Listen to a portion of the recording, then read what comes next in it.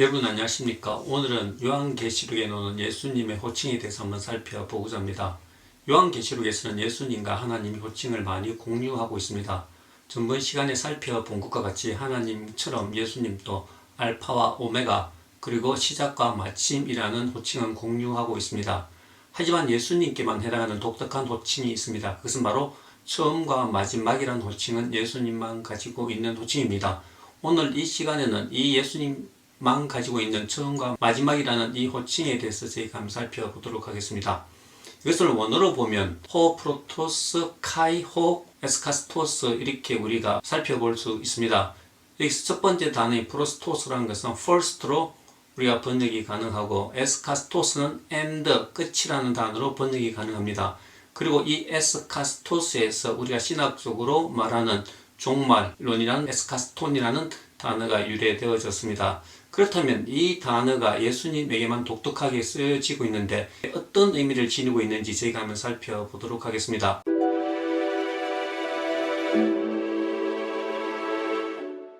지난 시간에 우리는 하나님께서는 태초에 천지를 시작하셨고 역사를 시작하셨고 그리고 그 역사는 텔로스 즉 끝이 있다고 말을 했습니다. 하지만 이 텔로스라는 단어는 목적이라는 단어로도 우리가 풀이할 수 있다고 말씀을 드렸습니다. 하나님 역사의 목적을 가지고 계신다는 것을 우리가 살펴볼 수 있었습니다. 그렇다면 하나님의 이 목적은 무엇일까요? 그것은 창세기 1장에 잘 나타나 있습니다. 하나님께서 천지를 처음 창조하셨을 때 하나님의 이 천지를 창조한 목적이 드러나 있습니다. 그것은 5일 창조가 끝나고 6일째 인간을 창조하시고 난 후에 하나님께서는 창세기 1장 28절을 통해서 인간에게 생육하고 번성하여 땅에 충만하라 그리고 땅을 다스리라는 명령을 하십니다. 그것은 다름 아닌 인간의 목적이 바로 다스리는데 그 다스림의 목적은 창조의 질서를 땅끝까지 확장시켜서 이 땅에 하나님의 영광으로 가득 차게 하는 것이 인간의 창조의 목적임을 알 수 있습니다.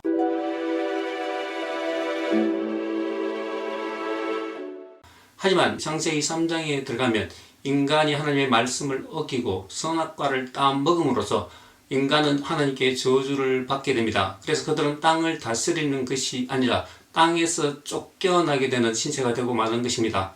하지만 여기서 하나님은 은혜를 베푸십니다. 그것은 다름 아닌 인간이 비록 실패하였지만 이루시고자 하는 그 목적은 여전히 유효함을 말하고 있습니다. 그것은 바로 다름 아닌 창세기 3장 15절에 가면 하나님께서 여자의 후손을 통해서 바로 그 목적을 이루겠다는 약속을 창세기 3장 15절에 해주고 있는 것입니다. 이것이 처음 구원에 대한 약속이라고 볼 수 있는 것입니다. 역사는 수많은 관점에서 해석이 가능합니다. 하지만 성경은 창세기 때부터 역사를 구원의 관점에서 보고 있습니다. 즉, 이 여자의 후손이 누구가 될 것이고 그리고 어떻게 이 여자의 후손이 뱀의 머리를 밟고 인간을 원래 하나님께서 목적하신 그 창조의 모습으로 회복시킬 것인가에 대한 관점으로 시작되고 있음을 볼 수 있습니다. 그리고 그것이 완성되어질 때 이 세상의 역사는 끝이 난다는 관점을 성경은 일관되게 유지하고 있습니다. 이것이 바로 성경의 역사관을 구원 역사라고 말하는 이유가 되는 것입니다.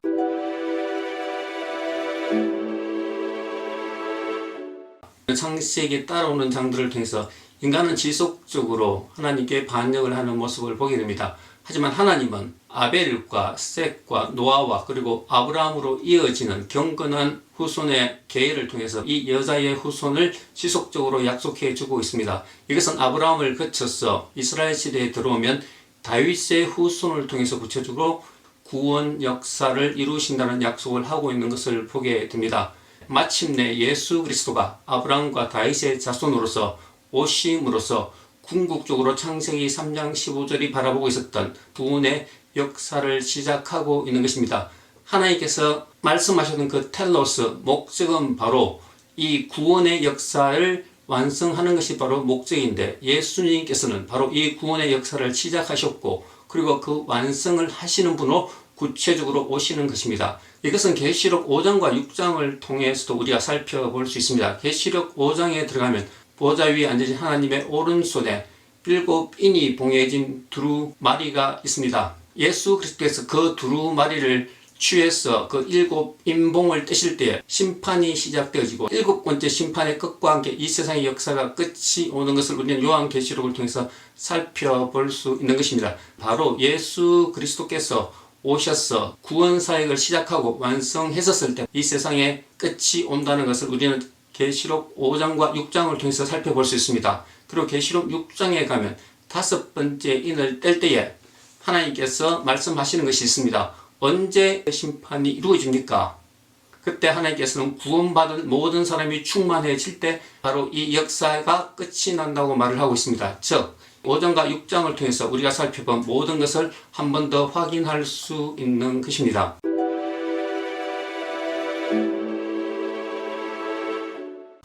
다음으로 처음과 마지막이란 이 단어가 위치한 문맥에서 이 의미를 한번 살펴보고자 합니다. 예수님께서 자신을 소개할 때 나는 처음과 마지막이라 이렇게 소개를 하고 있는데 그 문맥은 예수님께서 자신이 죽으셨고 부활하셨다는 그 문맥과 함께 연결되어 있습니다. 이것은 계시록 2장 8절에 가면 스무나 교회에 예수님께서 자신을 소개할 때도 동일하게 적용이 됩니다. 나는 처음과 마지막이다. 그리고 죽었다가 살아났다. 이 말을 하고 있는 것입니다. 자, 여기서 우리가 이 의미를 같이 한번 살펴보도록 하겠습니다.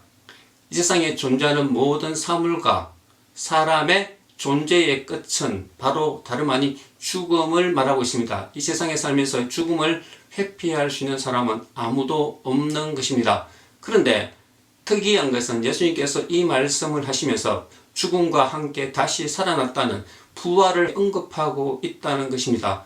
이것은 바로 이 세상의 관점에서는 끝인 그 시점이 바로 예수님처럼 하나님의 말씀에 충실하고 스무나 교회처럼 하나님 말씀에 충성된 사람들에게는 다시 새로운 생명이 주어짐을 암시하고 있는 것입니다. 그러므로 이 끝이란 단어는 이 세상의 끝인 동시에 하나님께 신실하게 충성된 사람들에게는 새로운 생명이 시작되는 새로운 시작점임을 우리가 알 수 있는 것입니다.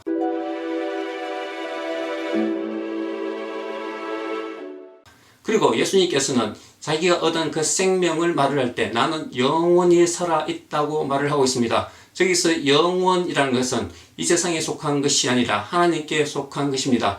이 세상의 생명은 영원하지 않습니다. 왜냐하면 성경은 우리가 죄를 지었었을 때 죽음이 이 땅에 들어왔고 이 죽음이 유한한 인간의 삶을 제한하고 있음을 끊임없이 말해주고 있습니다. 하지만 예수님께서 주시는 그 생명은 영원히 살아있는 생명인 것입니다. 그래서 이 생명은 이 세상에 속한 것이 아니라 하나님께 속한 저 세상에 속한 그 생명인 것입니다. 그것은 죽음이 없는 영원한 생명만 가득한 그 생명을 말하고 있는 것입니다.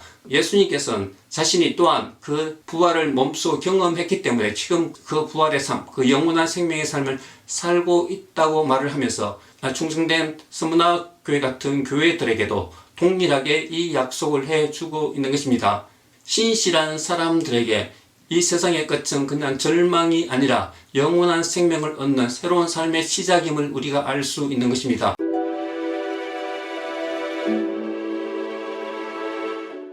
예수님께서 재림하셨을 때 이 세상의 끝이 오지만 이 세상의 끝은 그냥 끝이 아니라 새로운 세상에 대한 선물도 같이 가지고 오는 것입니다. 그러므로 역사상 모든 신실한 그리스도인들은 예수님의 재림을 학수고대하는 것은 바로 이 세상의 끝을 학수고대하는 것이 아니라 이 세상의 끝과 동시에 가져올 저 세상의 영원한 생명의 나라를 바라보기 때문에 항상 신실한 그리스도인들은 예수님께서 오실 것을 고대하고 있는 것입니다.